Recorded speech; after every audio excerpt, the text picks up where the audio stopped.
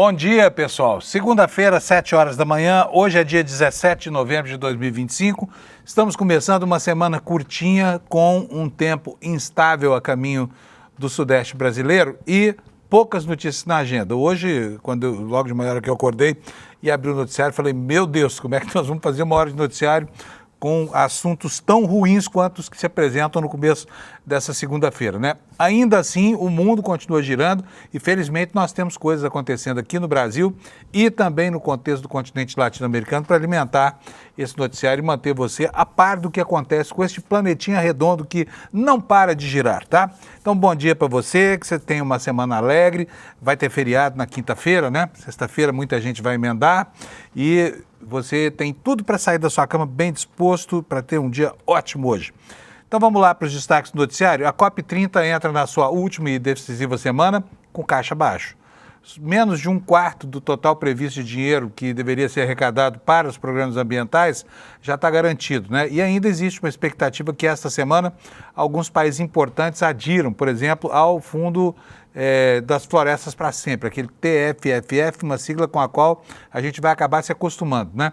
Por enquanto, ainda o mundo não quer se comprometer com as finanças necessárias para dar sustentabilidade a um planeta tão ameaçado quanto o nosso por causa da exploração dos recursos naturais que nós, seres humanos, estamos fazendo, desregrada, desmedida, né, e abusada.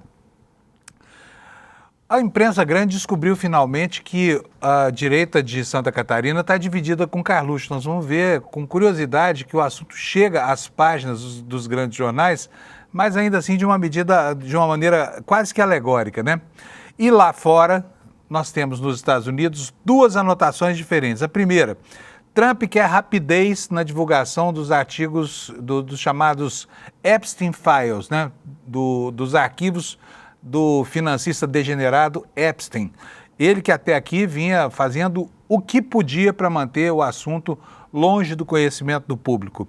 E, ao mesmo tempo, o Brasil, a extrema-direita brasileira, mira El Salvador, onde estão lá parlamentares da nossa extrema-direita, como Nicolas Ferreira, por exemplo, participando de um congresso sobre segurança pública. E hoje você vai conhecer aqui no site do ICL uma grande reportagem sobre o que de fato é essa República Centro-Americana, né?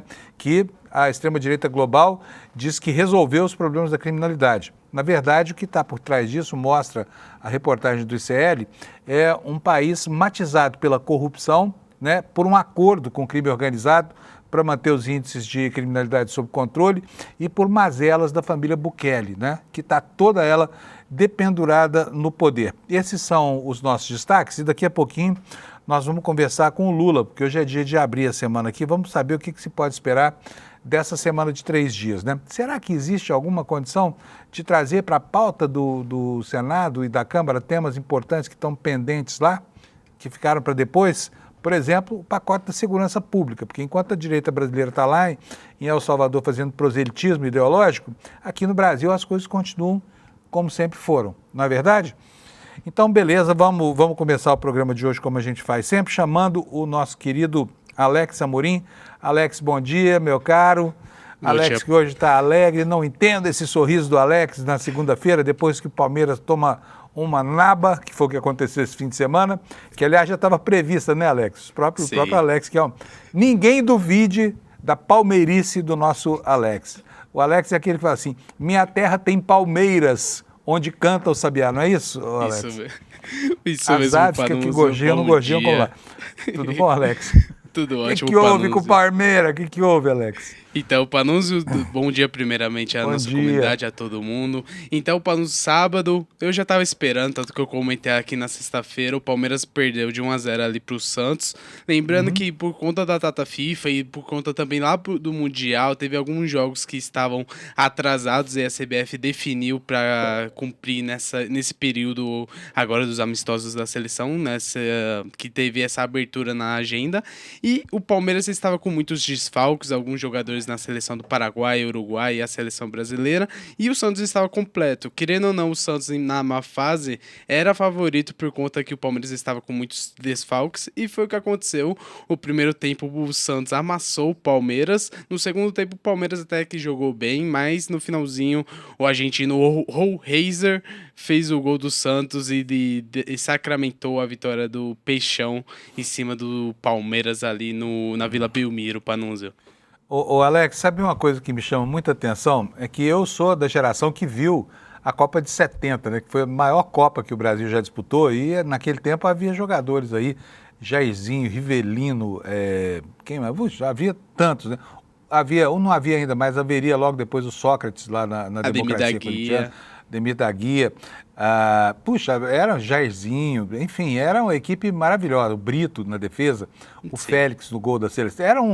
Então, toda vez que a seleção ia se reunir, era um problema, por quê? Porque os jogadores brasileiros estavam lá fora, né? E Sim. agora é o contrário.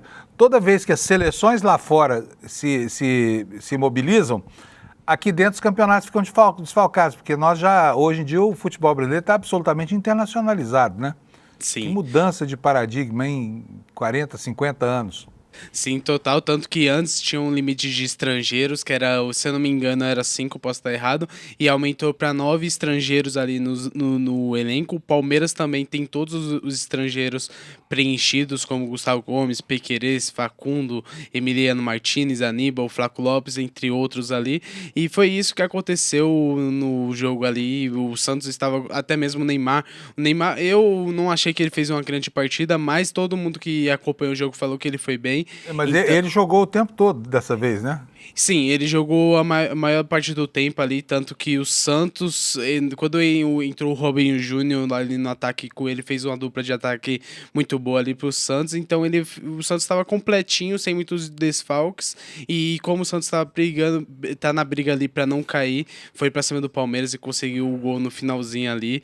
Foi algo triste para mim, mas para todos os santistas, os flamenguistas que estavam secando o Palmeiras, foi algo feliz, porque o Flamengo também no do sábado ganha de 5-1, lembrando que o Flamengo estava desfalcado, 12 jogadores estavam fora do jogo, mas não tem comparação, né, Panunzio? O Sport com o Santos, e o Flamengo fora de casa aplicou uma goleada de 5-1, e agora é o novo líder do Campeonato Brasileiro com 71 pontos, o Palmeiras manteve com 68 pontos, 3 pontos abaixo ali do Flamengo, Panunzio. Que tristeza. Cadê a tabela pra gente ver? Você tem ela aí, não? Sim, o Anderson vai colocar só, agora olha na só, tela. A tabela tá escondidinha agora, porque não tem mais o Palmeiras lá em cima, gente.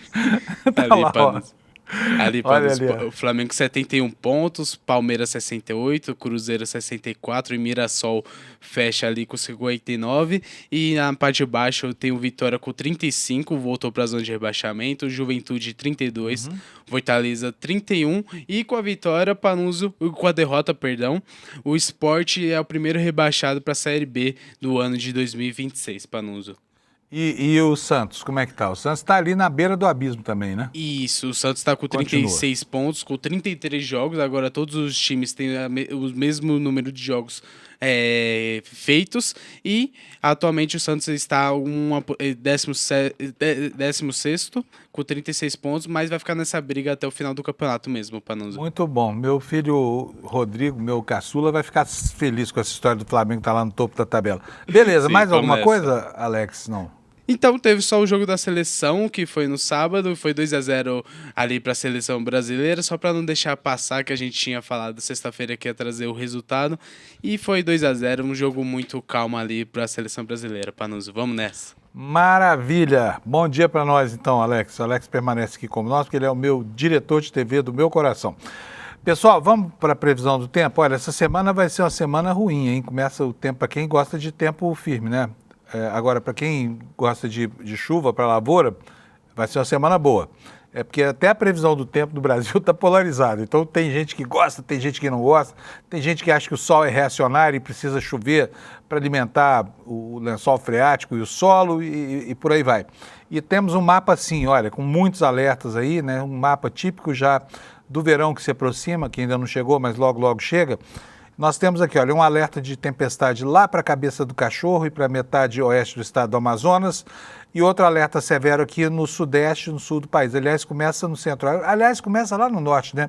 No sulzinho de Rondônia, efeitos dessa frente fria gorduchinha que está entrando por aí, que vai trazer muita chuva, especialmente para o sul e para o sudeste, mas ainda assim não deve provocar uma baixa muito expressiva na temperatura. Nós devemos ter temperaturas baixas só nas regiões de serra do Brasil ao longo dos próximos dias, tá bom? Então vamos aos alertas aqui. Vou começar aqui por cima vocês já sabem, alerta de chuvas intensas, 100 milímetros por dia no máximo. Aqui embaixo, olha, no centrinho da região sudeste e no norte da região sul, nós temos aqui alerta de tempestade. Vou ver aqui o que está acontecendo. Vamos ver, olha. Chuva entre 30 e 60 milímetros por hora, podendo chegar a 50 ou a 100 milímetros por dia, ventos de até 100 quilômetros por hora, queda de granizo, risco de corte de energia, estragos em plantações, queda de árvore e alagamentos. É o que se prevê para toda essa faixa aqui, olha, que vai do Mato Grosso até o sul do Rio Grande do Sul, tá? Passando inclusive pela metade sul e sudoeste do estado de São Paulo, incluindo a capital, tá? Isso tudo é para hoje de manhã, esse alerta aqui. Vamos voltar aqui para esse mapa. Nós temos aqui, olha, um alerta de queda da temperatura lá no extremo sul, na divisa com o Uruguai. Esse alerta nos diz o seguinte, olha, leve risco à saúde, queda de temperatura, declínio de entre 3 e 5 graus na média, aqui para o sulzinho do Rio Grande do Sul, tá bom? E voltando aqui ao mapa, nós temos aqui, olha, alerta de chuvarada aqui para essa faixa aqui entre o estado de São Paulo e o Triângulo Mineiro. Qual será a condição hoje? Chuva de entre 20 a 30 milímetros por hora, podendo chegar a 50 milímetros por dia, ventos de até 60 quilômetros por hora, queda de granizo, com baixo risco de corte de energia, de prejuízos à agricultura.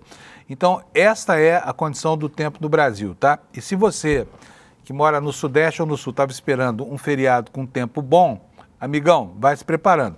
Faz as malas, prepara a bagagem, mas não se esqueça de colocar um guarda-chuva e uma capa de chuva, tá bom?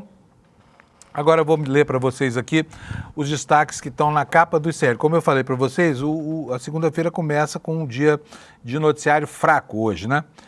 Vamos aos destaques então. Guarani Kaiowá é morto com um tiro na testa em uma área de conflito lá no Mato Grosso do Sul. As lideranças indígenas estão atribuindo a pistoleiros um ataque contra a retomada de Pielitocuê, no município de Iguatemi, nesse domingo. Essa saga dos Guarani é uma das coisas mais atrozes que eu já conheci. Eu, como repórter, fui a Mato Grosso algumas vezes e vi lá o cerco que se armou, não só o cerco geográfico, porque as invasões das terras dos Guarani, que eram dos donos do Brasil praticamente, né? Ela se deu de uma maneira tão drástica que hoje as terras que eles têm não são suficientes nem para uma agricultura de subsistência e são muito numerosos, né? Então você tem dramas terríveis por ali e a ausência concreta de intervenção do poder público para mediar esse conflito acaba provocando esse tipo de coisa, tragédias recorrentes, chacinas, pistoleiros, né, chacinando índios, e mais grave ainda é o cerco religioso que se faz ali em torno dos Guarani Kaiowá. Eu me lembro de uma das reportagens que eu fiz, algumas igrejas neopentecostais que se instalaram dentro das áreas de reserva, desrespeitando as religiões ancestrais, demonizaram o urucum, né, que é a tinta vermelha que os Guarani usam, segundo eles, para serem enxergados por Deus. Eles acreditam que o Deus deles não os enxerga se não tiverem pintados de vermelho. Aí chegam os pastores protestantes lá, dizendo que o urucum é a cor do demônio, né? E isso cria um choque cultural terrível. Mas além do choque cultural, nós temos também esses choques, de vez em quando, de grupos de jagunços e pistoleiros que, a mando de fazendeiros, invasores das áreas das reservas, promovem esse tipo de coisa. Daqui a pouco a gente fala mais sobre isso. O segundo destaque aqui no site do ICL, nós vamos hoje falar bastante sobre isso aqui, é sobre o que é El Salvador.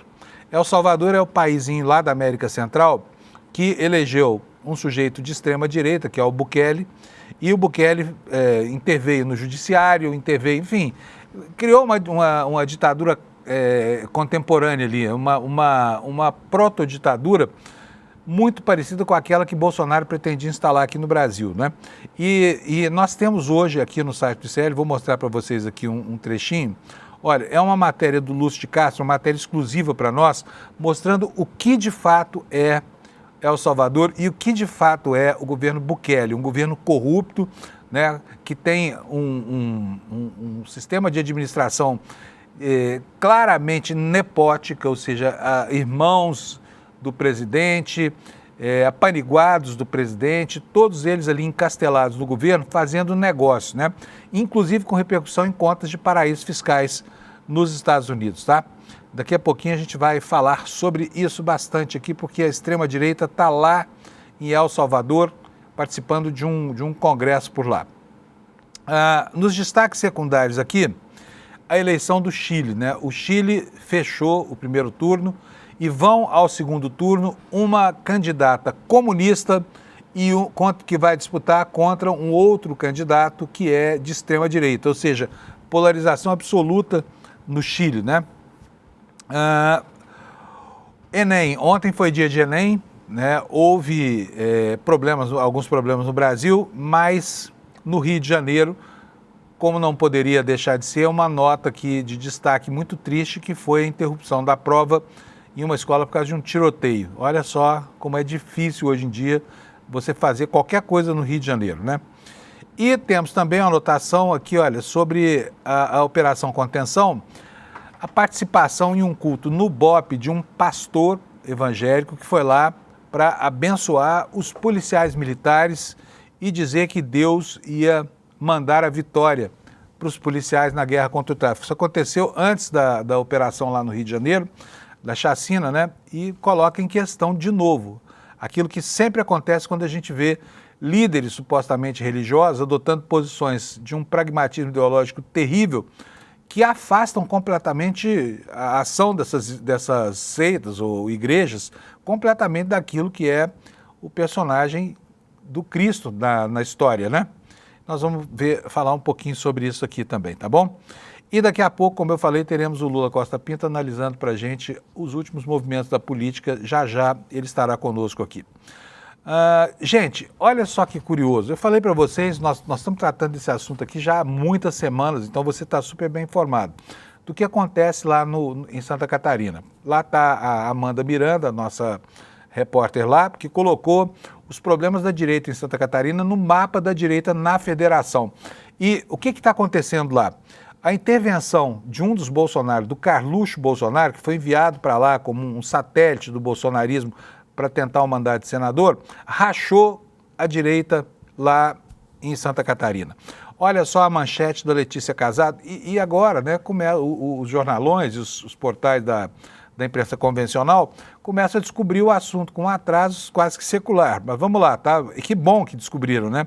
Assim o leitor desses portais e desses sites e dos jornais, ao menos ficam sabendo do que está acontecendo lá. Manchete é: Carlos Bolsonaro divide a direita em Santa Catarina e ameaça racha na base do governador, do Jorginho, né? E a matéria diz o seguinte: a oficialização da pré-candidatura do vereador Carlos Bolsonaro, do PL, ao Senado por Santa Catarina na eleição de 2026 provoca uma divisão no campo da direita que pode rachar a base para a reeleição do governador Jorginho Melo. O PL, o partido dos bolsonaristas, né, tem um acordo com progressistas para cada partido lançar um nome ao Senado. Vagas que seriam de quem? No processo natural, né? Carol de Tone, do PL, deputada federal mais votada do Estado, e, por força de um acordo de liderança, o senador Espiridião Amin, que já estava totalmente acertado e tudo mais. Mas aí apareceram outras figuras, né? Outra peça, o prefeito João Rodrigues, lá de Chapecó, é um dos maiores negacionistas do Brasil, tá? Que é pré-candidato ao governo do Estado. Um político importante disse a coluna da Letícia lá no UOL que o xadrez eleitoral tem uma solução: rifar a candidatura de Carol de Tone para ela se reeleger deputada, fazer uma coligação com as vagas do Senado para Carlos Bolsonaro e João Rodrigues, e com isso trazer de volta ele para o grupo e evitar a disputa ao governo. Espiridião Amin seria então o vice na chapa do Jorginho Melo. Só que tudo isso, né, no plano da teoria política. De repente entra o Carlos Bolsonaro na parada e aí conturba todo o ambiente político. O restante da reportagem você pode ler aqui no UOL, está aberta a matéria para todo mundo, né? Matéria da Letícia Casado, dando conta para os leitores desse portal de uma briga que a gente tem noticiado aqui já há muitas e muitas semanas, como você sabe. Alex, o Lula está disponível já? Está prontinho? Tá. O Lula o Lula hoje está viajando, ele está entrando lá do aeroporto de Recife, tá? Então nós estamos checando aqui a condição da entrada dele, já ele estará por aqui, tá bom? Bom, vamos então dar sequência aqui para o noticiário.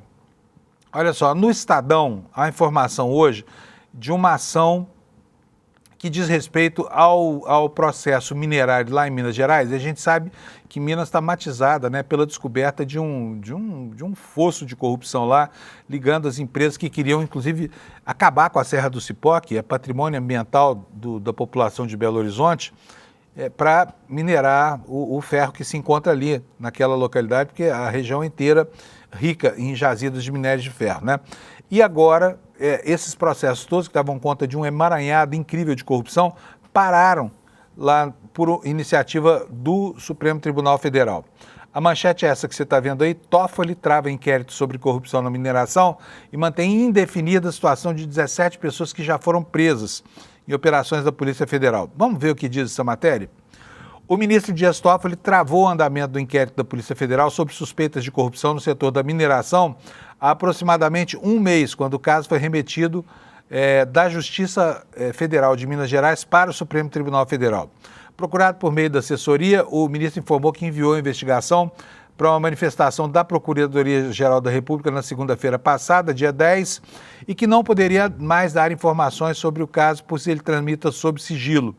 Desde que o processo aportou lá no gabinete do ministro, o avanço da investigação está parado. Também ficou indefinida a situação de 17 alvos de prisão preventiva que estão detidos desde a deflagração da Operação Rejeito, que é como se chamou essa operação, que aconteceu no dia 17 de setembro.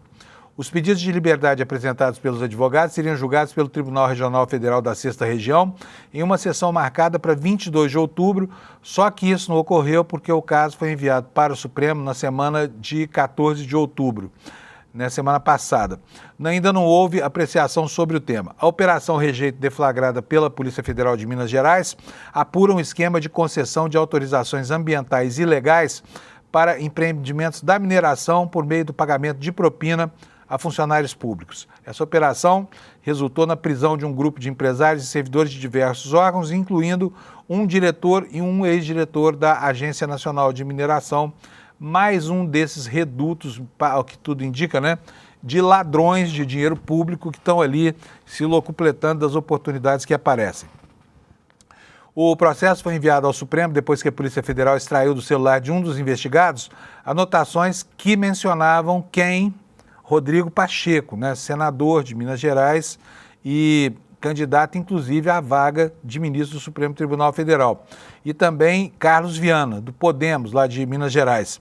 Os investigadores consideraram as menções superficiais, só que decidiram enviar o caso ao Supremo para evitar futuras anulações do processo. E aí, quando o material foi remetido, o inquérito já estava na fase final. Atualmente, todas as análises foram paralisadas por essa decisão do ministro Toffoli de segurar um pouco o processo, e os investigadores aguardam a definição sobre a competência para retomar o caso. Se o caso continua na Justiça Federal ou se a menção aos nomes desses dois senadores aí tem que provocar a sua subida para o Supremo Tribunal Federal. E o Toffoli, questionado por meio da assessoria, disse que abriu vista à PGR na segunda-feira passada, dia 10, e que, portanto, não poderia mais dar informações, tá bom? Falei lá no comecinho, parece inacreditável, né, gente, que um líder religioso abençoe a violência que marca as chacinas nas operações do Rio de Janeiro, né, que use sei lá o que da Bíblia, no Novo Testamento não tem nada, né, no Novo Testamento não tem nada, mas esses pastores são muito mais vinculados a passagens que eles mesmos entendem lá do Velho Testamento, né, da história, da saga do povo judeu, para justificar coisas do presente aqui de uma maneira terrivelmente inadequada, porque pastor evangélico que santifica operação que termina em chacina, realmente não dá para entender. Mas vamos lá, está aqui no nosso site. Pastor cita vitória de policiais em culto no BOPE. Isso aconteceu dias antes daquela mega operação, quando ela já vinha sendo preparada, tá? É um vídeo que ele aparece lá com o comandante do BOPE e esse pastor chamado Cristiano Menezes foi lá abençoar a ação dos policiais. Né? Matéria da agência pública, escrita pela Mariana Correia, que diz o seguinte: no sábado anterior à operação policial mais letal do país, no Rio de Janeiro, que resultou em pelo menos 121 mortes, o pastor Cristiano Menezes usou a Bíblia para afirmar em um culto na congregação evangélica do BOPE, Batalhão de Operações Especiais, onde pregou que Deus daria vitória aos policiais entregando seus inimigos no vale, né, numa antevisão do que aconteceu no morro. O que disse esse pastor? Vocês vão descer contra os inimigos no vale. Eu os encontrarei, é uma fala aqui atribuída a Deus, né? Dizendo o seguinte: eu os encontrarei onde termina o vale, disse o pastor, fazendo referência a um trecho da Bíblia em 2 Crônicas, que narra a batalha do reino de Judá contra invasores moabitas. Essa fala aparece em um vídeo publicado no perfil do BOPE do Rio de Janeiro, no Instagram, postado em collab com a Igreja da Comunidade Batista do Rio. Quem é que faz parte dessa igreja? Comandante dessa facção mortífera da Polícia do Rio de Janeiro, chama Marcelo Corbage. Ele é membro também dessa igreja aqui. Eu imagino o susto de Jesus quando vê essa gente na plateia de um culto, sabia? Bom, mas nesse vídeo, Corbage dá seu testemunho sobre a preparação da operação, destacando o heroísmo dos policiais e levando a crer que eles estariam sendo guiados por Deus. A peça está circulando em grupos de cristãos e de pastores e já tem milhares de comentários no Instagram, grande parte deles em apoio aos policiais. Imagino se Jesus pudesse ser questionado por isso. Imagina só, aquela figura, né? Figura pacificadora, agregadora.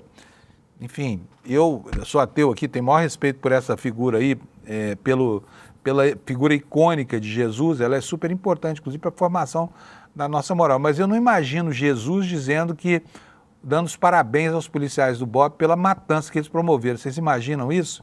Então, como é que alguém que se coloca como intermediário da palavra desse ícone pacifista pode aprovar esse tipo de violência? Você entende isso?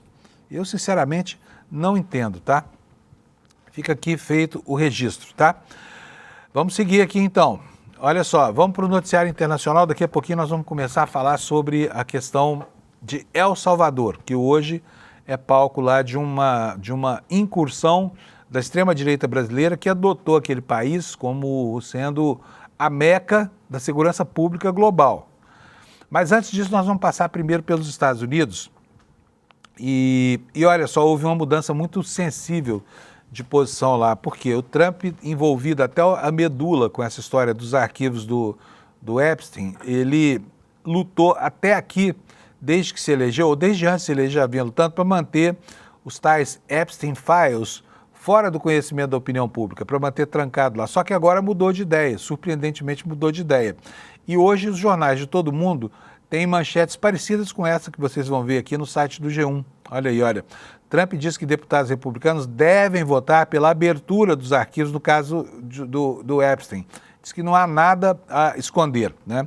A fala representou, segundo o G1, mudança na postura do presidente dos Estados Unidos, que havia chamado de fracos e tolos os republicanos que pediam a divulgação dos itens. Na semana passada, o Congresso divulgou e-mails que alegavam que Trump sabia das condutas de Epstein. Né? Olha aqui, eles eram bastante íntimos, né? O que tem de foto de ambos aí na internet, né? Pendurados de meninas muito novas, muito novas, como era costume dessa galera aí. O que nos diz a reportagem aqui? O presidente dos Estados Unidos, Trump, afirmou neste domingo que os deputados republicanos devem votar pela divulgação dos arquivos do caso Epstein. Na última semana, Trump havia chamado de fracos e tolos os republicanos que pediam a divulgação dos itens, né?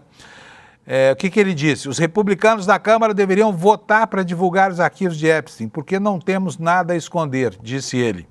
Em uma postagem nas redes sociais, ele afirmou que não se importa com o caso e que é hora de seguir em frente dessa farsa, seguir em frente dessa face dos democratas. Ninguém se importa com Jeffrey Epstein quando ele estava, ninguém se importava quando ele estava vivo.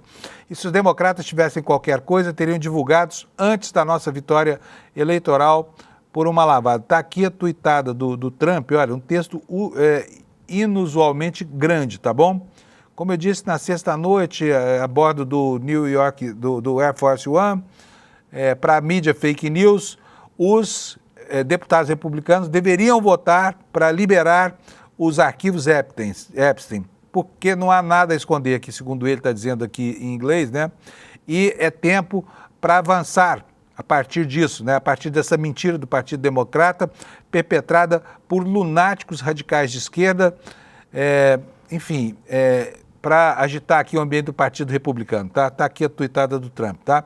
E a matéria do G1 segue explicando o seguinte: Jeffrey Epstein, um empresário dos Estados Unidos conhecido por sua vasta rede de contatos com políticos, celebridades e empresários de alto nível, foi acusado de ter abusado de mais de 250 meninas menores de idade, de operar uma rede de exploração sexual. Ele foi preso em julho de 2019 e, segundo as autoridades dos Estados Unidos, tirou a própria vida, algo controverso, cerca de um mês depois, dentro da sua cela. E desde então o caso e as condições da morte ganharam notoriedade pública. E aí começa a ver se isso funciona como uma espada de Damocles, né? Fincada ali, espetada sobre a cabeça do presidente dos Estados Unidos. Vamos ver qual é a desse movimento aí, porque é um movimento muito surpreendente. Agora deixa eu falar com o meu caro companheiro Lula, que conseguimos aqui contatá-lo lá no aeroporto. Bom dia, Lula. Tudo bem, meu caro? Bom dia, Fábio. Bom dia quem nos ouve. O bom filho a casa torna, né, Lula? Foi fazer uma visitinha à nossa grande Recife aí, né? Tá tudo certo aí, Exatamente. Família? Tudo certo, tranquilo, né? E vim dar uma palestra aqui hoje, uma palestra. Travou o Lula aí. Espera aí que já ele volta, tá? Caiu um pouquinho aqui. A condição de transmissão dele é um pouco precária, mas ele está fazendo todo o esforço para informar a gente sobre a semana, tá? Vou continuar falando aqui sobre política internacional, porque tem várias coisas engraçadas hoje no noticiário. Voltou o Lula? Então, volta para cá de novo. Voltamos com o assunto. Oi, Lula. Vamos lá. Vamos ver se a gente consegue, Voltamos, né, Lula? Tudo então, bem. Eu vou deixar com você, Vamos Lula. Conta para nós da semana política, nós temos muita coisa pendente, pouco tempo de trabalho nessa semana curta, né? Pouco tempo de trabalho com uma agenda objetiva que amanhã vamos saber se ela vai de fato acontecer, que é a apresentação do novo relatório, o 5º relatório do Guilherme Derrite, sobre o PL, o projeto de lei antifacção apresentado pelo governo e que a extrema-direita tentou... Eu acho que hoje vai ficar difícil ouvir o Lula. O que ele está querendo nos contar aqui, a gente falou um pouquinho mais cedo, é sobre essa tal apresentação do 5º relatório, né? Que provavelmente não terá como ser votado, até porque, né, os deputados são TQQ. Sabe o que é deputado TQQ e senador TQQ? É terça, quarta e quinta, né? Segunda e sexta, esquece. E ainda assim, o que da quinta à tarde é tempo perdido, porque eles já estão fora de Brasília, e as manhãs e tardes das terças, idem, né? É o que o Lula vai falar com a gente. Vamos esperar que ele tenha uma condição melhor de transmissão. Enquanto isso, a gente vai falando aqui, ainda vou voltar ao noticiário internacional, que está mais forte do que o noticiário nacional. Então, vamos lá. Nós já falamos sobre os arquivos do Epstein, agora vamos falar sobre uma declaração muito controvertida. Olha aqui, um secretário do Trump, né, que foi o Scott Bessent, atribuiu a alta da carne. Olha só que o cara está, onde chega o preconceito contra nós aqui. Diz que a alta da carne se deve a imigrantes que trazem gado doente da América do Sul. Ele está falando do nosso gado, tá? Brasil e Argentina, que são fornecedores de carne bovina para os Estados Unidos. Ele não menciona o tarifaço. O que apodrece o preço da carne, na verdade, é a ação insensata do governo Trump. Mas vamos ver aqui como é que foi essa história aqui, por que esse cara falou um disparate desse tamanho.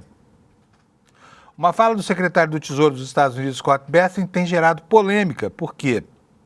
Porque atribui a alta dos preços da carne no país aos imigrantes da América do Sul. Declaração dada nesse domingo 16 em entrevista ao Sunday Morning Futures no canal da Fox News. No programa, Bessent foi questionado pela apresentadora Maria Bartiromo sobre um comentário do CEO da Omaha Steaks de que em breve os americanos vão pagar $10 a libra, menos de meio quilo de carne, tá? O que equivale a 450 gramas de carne moída, ou seja, carne de dianteira, é a carne barata, é a carne que eles mais comem lá nos Estados Unidos.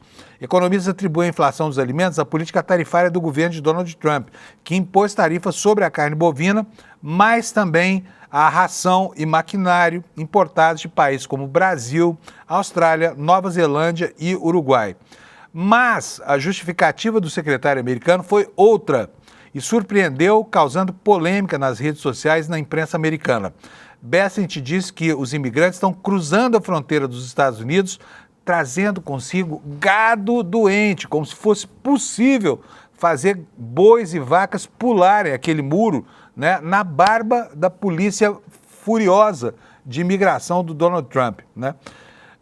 Então, olha que absurdo. Bessent diz que os imigrantes estão cruzando a fronteira trazendo consigo gado doente e que essa seria, então, a razão dos preços altos da carne. O que ele falou? Por causa da imigração em massa, uma doença que já tínhamos erradicado na América do Norte, que veio subindo pela América do Sul à medida que esses imigrantes trouxeram parte do gado com eles. Alguém já viu, algum de vocês se viu, me informa aqui pela área de chat, que eu me retrato nesse momento, mas alguém já viu imigrante cruzando a fronteira com os Estados Unidos, tangendo gado, levando gado? Eu nunca tinha ouvido falar nisso. Acho que você também não. Em todo caso, eu posso estar enganado. Se eu estivesse, por favor, me corrija, tá? Prossegue aqui a matéria que está no Estadão. Então, parte do problema, diz aqui o Scott Bessent, é que tivemos de fechar a fronteira para a carne bovina mexicana por causa dessa doença chamada screwworm, é a mosca da bicheira. Não vamos deixar isso entrar na nossa cadeia de abastecimento disso. E está aqui, olha, a tuitada dele dizendo isso, olha, a tuitada não, o registro aqui no Twitter dessa entrevista, né, concedida pelo secretário do Tesouro dos Estados Unidos. Aqui, ó, Scott Bessent diz que a razão do preço da carne estar tão alto é por causa dos imigrantes da América do Sul estão trazendo, né, o gado, né, com eles, com doenças que não existiam mais nos Estados Unidos. Que mentira mais absurda, né? Fala a verdade. É de doer de ouvir uma coisa dessa, uma declaração completamente desarrazoada e pautada mesmo pela falta de outros argumentos, né? Então fica aqui o registro dessa declaração dos Estados Unidos. A culpa é nossa, tá? E, olha, agora nós vamos falar de um assunto, gente, um assunto que é muito caro à extrema-direita brasileira, um assunto que está na nossa pauta hoje. Por quê? Porque lá fora, lá fora, um conjunto de parlamentares brasileiros está tentando estabelecer um vínculo de conexão entre algo terrível que se passa numa república centro-americana matizada pela violência, que vem aos poucos se transformando numa ditadura clássica, que é El Salvador, porque o presidente de lá, que se chama Bukele, calou o poder judiciário, né, trancou a maior parte das liberdades democráticas, colocou a família para governar e para fazer negócios. E quem nos conta isso hoje aqui no site do ICL, vou até mostrar aqui para vocês a reportagem dele, é o Lúcio de Castro. Está aqui a reportagem dele. Ela fala o seguinte: ó, Bukele, ídolo da direita, e a falsa paz de El Salvador, corrupção e acordos com crime organizado. Então, o que é El Salvador? Para onde acorre a extrema-direita brasileira? O que é este país e como é que ele está lidando com a violência? Realmente um dos países mais violentos do continente. Vou chamar aqui para nós o Lúcio de Castro, que está aqui na... Oi, Lúcio, bom dia, bem-vindo aqui no nosso Desperta, tudo bem? Bom dia, Paluso, bom dia para todo mundo. Primeiro dizer que eu adorei sua abertura falando do Flamengo líder, tá? Ah, eu imaginei. Meu filho também tá radiante lá. Cadê o Alex, hein? Alex, isso é uma provocação para você. Aparece aí para responder. Agradeço ao Alex, peça desculpa a ele. Bom dia. Olá, Lúcio. Fico feliz que você esteja feliz pelo Flamengo líder, mas eu estou triste. Mentira. Fica triste. Mentira. Ele Isso quase é não mostra a tabelinha hoje aqui, Lu. Ô, Lúcio, mas vamos falar sobre essa goleada antidemocrática que acontece lá em El Salvador. Por quê? Está lá o Nicolas Ferreira, participando lá de um congresso de segurança pública. A gente sabe que El Salvador é um país... Eu mesmo, quando conheci El Salvador, fiquei muito mal impressionado, Porque parece muito com os bairros da periferia do Brasil, lá na capital. Aqueles muros cheios de arame farpado. Enfim, é um país matizado pela violência, né? E agora, o Bukele chega lá e em pouquíssimo tempo acaba a violência no país. Como é que funciona isso? Quem é São Bukele, esse santo que vem sendo incensado pela direita brasileira? Conta para nós, Lúcio. Eu acho esse assunto, assim, já há um tempo, assim, fundamental para a gente entender, ainda mais com 2026 vindo aí. Porque, como todo mundo já sabe, a gente imagina, segurança vai ser um tema fundamental. E dentro de segurança, El Salvador é uma pauta obrigatória, que já está sendo citada pela extrema-direita, por todos os representantes da extrema-direita, e virou uma meca da extrema-direita, que estão, como você contou, o Nicolas Ferreira, nesse momento está lá, calhou da matéria está saindo, e muito oportuno nesse sentido. Aliás, também não deixo de agradecer ao Chico Alves, do site, do ICL, pela edição precisa, sempre pelo bom diálogo, enfim. Mas calhou de ser, o Nicolas Ferreira está lá nesse momento. Semana que vem, o Flávio e o Eduardo Bolsonaro estão indo para lá. O Magno Malta, na CPI da violência, pediu para pautar o Bukele para a CPI. É o grande assunto. El Salvador é o grande assunto da extrema-direita. E que vende El Salvador como a grande solução dos problemas da violência. Ou seja, encarceramento em massa, repressão total, abolição de todo o Estado de Direito. E, na verdade, eu acho que é um assunto que a gente tem que estar muito pronto para enfrentar, porque ele, a partir de agora, cada vez mais vai ser a grande pauta da extrema-direita, e El Salvador vai estar dentro dessa pauta, e cabe a gente estar preparado para contrapor que esses caras estão falando de uma grande farsa. Que esse anúncio da diminuição incrível da violência, que realmente aconteceu, você realmente tinha um problema com as pandilhas chamadas, né, as gangues, a Mara Salvatrucha e a M18, um índice de mortalidade impressionante, de homicídios, etc. Mas a gente precisa entender como aconteceu, se é isso que se quer no Brasil. Primeiro que a gente está falando de um país de 6 milhões de habitantes e outro de 200 e tanto, que isso é reproduzível. Agora, o que a matéria está mostrando, resumindo bem, é que houve... A gente está em duas vertentes essa matéria, principalmente. A gente fala do grande acordo e de corrupção. Uma corrupção brutal que esses caras que estão indo lá beijar a mão da extrema-direita se dizem como os caras da anticorrupção e estão indo lá visitar um templo da corrupção hoje em dia. Esse grande acordo, Panuso, como é que se deu? Quando o Bukele entra em 2019, ele já tinha uma experiência como prefeito de Novo Cuscatlán e de São Salvador. E nesses lugares ele já tinha feito pacto com as gangues, principalmente com a Mara Salvatrucha, que é a principal gangue. E ele reproduz esse pacto, que é mais ou menos assim. Eu não estou conseguindo ouvir. Mas comigo... Tá. Que esse pacto que ele faz, que o Bukele faz com a extrema-direita, não sou eu nem você que está falando. A justiça americana, a procuradoria do Estado americano, investigou e revelou esse pacto do Bukele com os chefes das gangues de lá. Então é mais ou menos no seguinte termo: olha, vocês diminuem os homicídios, diminuem as questões, e a gente faz um grande acordo, vocês vão ganhar muito dinheiro com isso. Então tem o encarceramento em massa, em bom português, dos pobres diabos. Os chefes estão todos soltos. E como eu estou falando, isso não sou eu nem você falando, é a justiça americana, que mostrou e investigou. Só para fazer um parênteses, a justiça americana faz uma força-tarefa envolvendo todas as agências, inclusive FBI, etc., que se chama a Força-Tarefa Vulcan, que investiga o que está acontecendo em El Salvador e chega à conclusão e prova com vários documentos que tem um grande acordo em El Salvador do Bukele com essas gangues. Então eles fazem um acordo, o Bukele entrega, ele não encarcera os grandes chefes, e também faz um acordo que ele entrega grandes contratos de vários lugares para empresas de fachada que tem esses chefes por trás, e assim ele consegue essa diminuição. Não teve esse milagre que está se falando, encarceramento em massa, repressão. Só que esses caras vão para lá, vão para o presídio Secote, que é o centro antiterrorismo, de 40 mil pessoas presas em com tortura, com tudo, tiram fotos e falam, olha, foi assim que eles acabaram com a repressão. E é uma mentira. E acho que a gente precisa estar muito preparado para contrapor a isso nesse momento.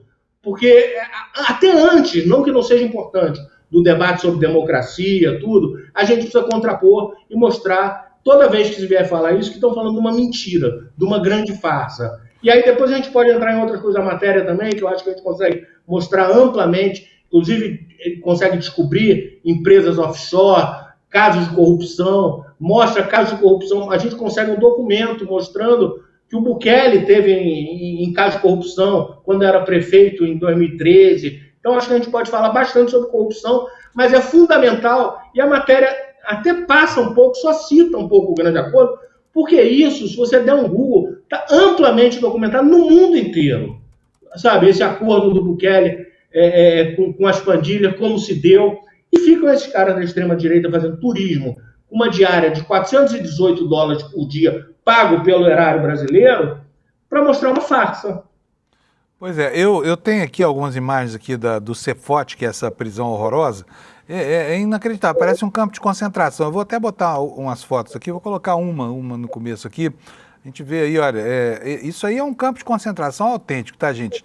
E o governo dos Estados Unidos se vale da falta de democracia lá, para quê? Para expatriar cidadãos que não são nativos de El Salvador, que não são salvadorenhos.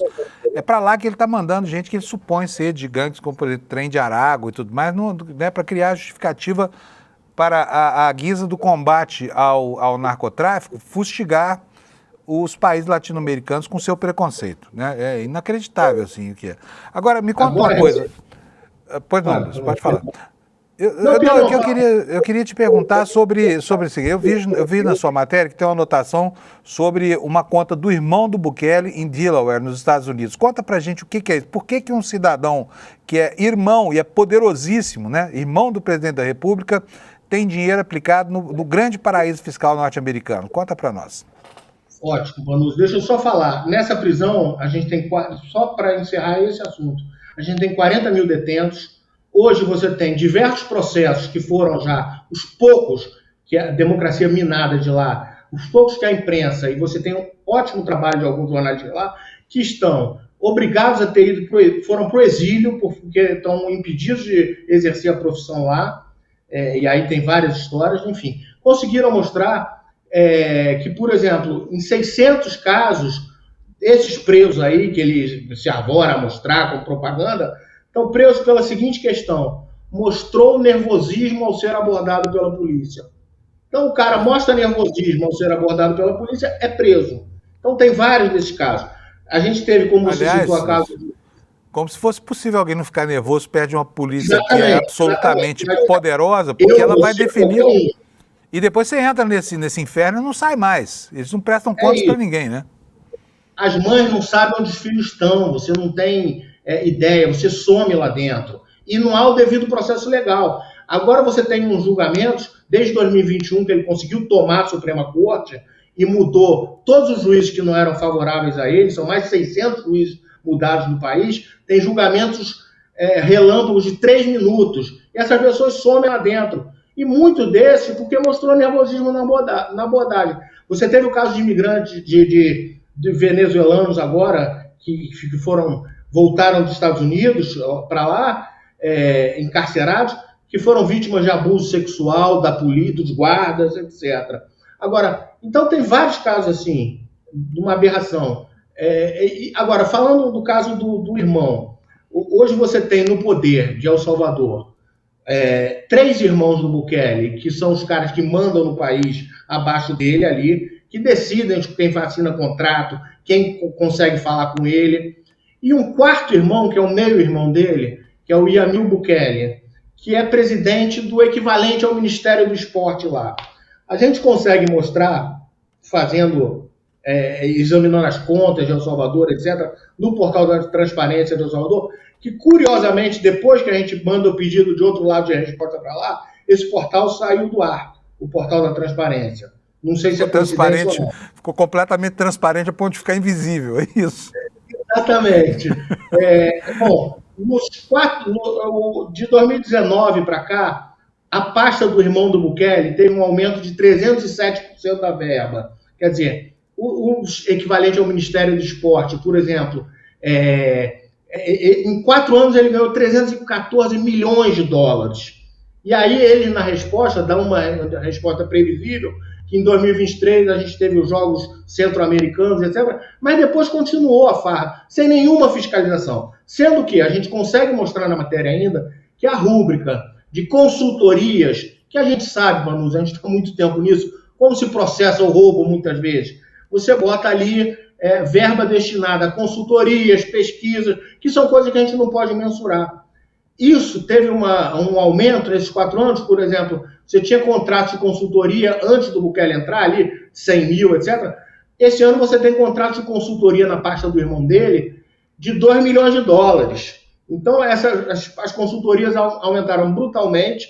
E nesse período em que a verba do Ministério do Esporte aumentou, e 2022 é o principal ano disso, eu consegui descobrir uma empresa que o Yamil Bukele, o irmão dele, abre uma empresa no lugar de maior sigilo hoje em dia do mundo, que é Delaware, paraíso fiscal americano, como você falou.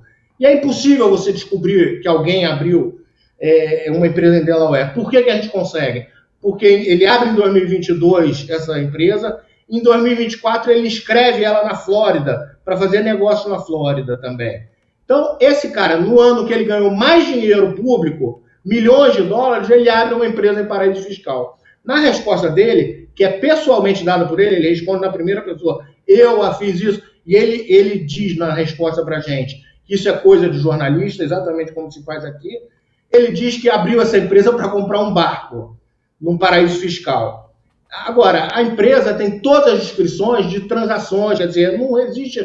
E por que esse cara abre uma empresa para comprar um barco em 2022 num paraíso fiscal, talvez no maior do mundo hoje, e depois em 2020, por que não abriu direto na Flórida em 2024? Tem várias contradições e dinheiro a rodo rolando e sem fiscalização, Panuso. Sem fiscalização, porque não é mais uma democracia. Ele conseguiu limpar todos os instrumentos de fiscalização da sociedade. Quero mostrar para vocês aqui os documentos que o Lúcio levantou, tá? Que embasam tudo isso que ele está falando. Está aqui no site, por exemplo. Tem aqui, olha, a documentação escritural, não é isso? O que é isso? Isso é de 2013, é o Bukele. Tem um escândalo em 2013, que é da Alba, uma empresa de petróleo, que nunca não comercializava petróleo nenhum. Era só uma empresa de transação para lavar dinheiro. E o Bukele pega o Naíbe, esse líder da extrema-direita brasileira, e de El Salvador, pega um empréstimo de 312 mil com essa empresa no meio de um escândalo de corrupção. Pois é, e tem muito mais coisa aqui nessa... Gente, vale super a pena vocês lerem. Isso está tudo... fiscal também, da abertura. Uhum. Olha só, tá no nosso site, tá? É uma matéria exclusiva, você só tem aqui no ICL, produto de um levantamento muito criterioso que o Lúcio fez e ela deixa, assim, muito claro, indelével, né? Como é que é a ação, inclusive no plano político, né? Para justificar isso tudo. Agora eu quero mostrar para vocês, eu vou botar a minha transparência aqui, por que a gente está falando que a extrema-direita está super interessada por El Salvador, que não é só uma questão de digamos assim, de empatia política e ideológica, não. É que lá está se tramando que vai ser da defesa do tema em face da atividade eleitoral que se prevê para 2026, tá? Que já está pegando fogo em vários países. Olha só aí na sua tela, o Alex vai mostrar para a gente, isso aí é quem? É o Nicolas Ferreira, está lá. Hoje, ele participa daqui a pouco de uma convenção lá, tá todo importante lá, o Nicolas Ferreira, falando espanhol, inglês. Ele e o presidente da Assembleia de lá, que é outro cara envolvido em escândalo de corrupção. Perdão, Panu, só te interromper, mas ele se encontra também com o ministro da Justiça de El Salvador, que é um cara que, nos anos anteriores ao Bukele, foi o chefe da aduana lá. Foram os anos em que mais cresceu o tráfico de droga. Esse cara que o Nicolas está se encontrando é o cara responsável pelo maior aumento do tráfico da aduana no momento de maior aumento. Envolvido em vários escândalos de corrupção. Aí voltam para o Brasil e Portugal, que estavam no exemplo de combate à violência.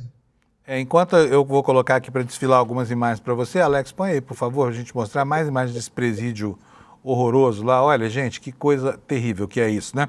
E as vagas desse presídio são alugadas pelo governo Trump, tá? 6 milhões de dólares por ano o país ganha para manter encarcerados lá sem perguntar qual é a sentença, se existe ou não a ordem de captura, principalmente gente que vem, especialmente latinos que chegam, né, aos Estados Unidos como imigrantes clandestinos e acabam ganhando esse destino aqui. Eu, sinceramente, fico apavorado com isso. Você já pensou, você está lá nos Estados Unidos, de repente, ou turismo, ou sei lá, vivendo lá, tentando ganhar defender o salário de manter os filhos, e de repente alguém te prende de uma maneira arbitrária, sem um mandato, sem nada, você vai parar dentro de um inferno como esse aqui, de onde não há porta de saída.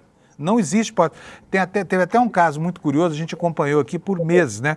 Que foi o tal homem de Maryland, né, Lúcio, que foi aquele cidadão lá dos Estados Unidos que vivia legalmente e foi deportado para El Salvador. O cidadão era um venezuelano, se eu não me engano, e o Trump disse que não ia repatriar, até que a justiça americana mandou devolver, né? Até lá demorou meses, tortura, todo tipo de sadismo que é usado contra eles. Agora, me conta uma coisa, é verdade, Lúcio, que eles mitigaram o crime organizado lá ou isso também é mentira? Houve uma diminuição brutal, realmente. Era um lugar com uma taxa de violência altíssima. Acho que a gente está falando eram 102. Agora eu não tenho o número exato, eu sou ruim de guardar número, mas era um número realmente imenso de homicídios. As gangues, realmente, você tinha muito problema para andar na rua. Isso diminuiu muito, realmente. Agora, o importante que eu digo, para a gente contrapor esse debate que vai estar mais presente que nunca, é a gente entender, porque eles falam, a extrema-direita e esses representantes brasileiros falam na repressão, etc. Não, o importante é a gente entender como isso aconteceu num grande acordo. Houve um grande acordo e quanto a isso, não há a menor dúvida, é fartamente documentado. E no modelo também de um país de 6 milhões, que a gente está falando. Agora, a gente tem que debater. Interessa fazer um grande acordo, dar milhões para essas gangues. De certa forma, já acontece muita coisa nesse sentido no Brasil também, né? Mas a gente tem que só deixar bem claro esse modelo e isso tem que estar muito presente, porque vai ser cada dia mais tema.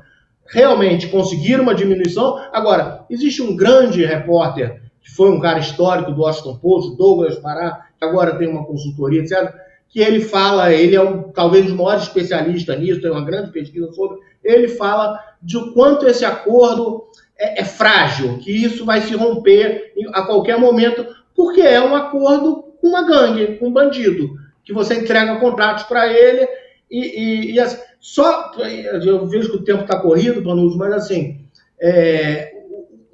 o líder das gangues, das pandilhas que abriu a boca, sumiu. Ele confirmou para a imprensa mundial que realmente tinha um acordo, etc. Não bastasse todos os documentos, esse cara sumiu. Que horror. Nossa, olha, gente, eu só queria citar mais um dado aqui. O Lúcio falou que a população lá é de cerca de 6 milhões de habitantes e hoje, segundo os últimos levantamentos, tem 108 mil presos. Quer dizer, tem quase 2% da população do país encarcerada. Isso é um absurdo. 57 salvadorenho está preso. E muitos desses pobres por essa razão. Ficou nervoso dentro da abordagem. Pois é, ficar nervoso lá é um crime. Olha, infelizmente o nosso tempo acabou, Lúcio, mas eu estou recomendando fortemente que as pessoas vão ao nosso site, o iclnoticias.com.br, vão conhecer a realidade de Salvador, porque essa é uma realidade paradigmática para as eleições do ano que vem. A extrema-direita brasileira está em peso lá agora discutindo segurança pública e é um modelo de segurança que é desumano, é cruel, é desrespeitoso, porque não tem devido processo legal em El Salvador mais, e que realmente gerou um efeito social, que é a redução da criminalidade. Mas a que custo, né? E quando o dique dessa represa se romper, o que será dessa República Centro-Americana? Uma farsa, a gente está falando de uma farsa de um acordo. Beleza, Lúcio, parabéns pela matéria, obrigado por ter acordado cedo aqui para falar com a gente, tá? E a gente se encontra aqui nas páginas do ICL Notícias. Tchau, Lúcio. Gente, não deixem de ler, tá? Eu, infelizmente, não tenho mais tempo para nada, porque já acabou, falta um minutinho para as 8 da manhã. E, peraí, o que aconteceu aí? Voltei. Eu preciso convidar vocês para o evento que vai acontecer no dia 27 aqui no ICL. Cadê a nossa tarja aí? Tá, muito bem, tá aqui, olha. Tenho falado e vou repetir, gente, olha, Está chegando a segunda turma da pós do ICL, é muito legal esse assunto agora. A segunda turma vai ser iluminada. O Gessé Souza preparou um tema maravilhoso para quem quer ampliar o seu horizonte intelectual, que é a teoria crítica da Escola de Frankfurt, né? E a sua maneira de enxergar a crise do capitalismo. Super importante. Eu já disse, este eu vou fazer. Vou arranjar tempo na minha agenda, que é absolutamente congestionada, porque esse curso eu vou fazer, tá bom? Espero que você faça também. E o primeiro passo é, bota aqui, olha, despertaecl.com.br, deixa o seu e-mail para que você possa assistir a apresentação desse curso, a aula magna que vai acontecer no dia 27 de novembro, na próxima quinta-feira, às 8 horas da noite, tá bom? A gente se encontra lá nessa live. E eu quero agradecer a sua audiência e desejar para você uma ótima semana. Às 7 da manhã de amanhã, nós estaremos de volta aqui para mais uma edição do Desperta. Tchau e obrigado. Nenhum saber é neutro. Nem a música que a gente ouve, nem as notícias que lemos, nem as teorias que estudamos. Tudo traz uma visão de mundo e quase sempre essa visão depende de quem já está no poder. A teoria crítica surgiu para mostrar essas ideologias disfarçadas de verdade. Na nova pós do ICL, você vai aprender a enxergar essas formas escondidas de dominação e usar o conhecimento como ferramenta de libertação. Dia 27 de novembro, uma quinta-feira, 8 da noite. Lançamento oficial da nova pós-ICL, com condições especiais para quem estiver presente.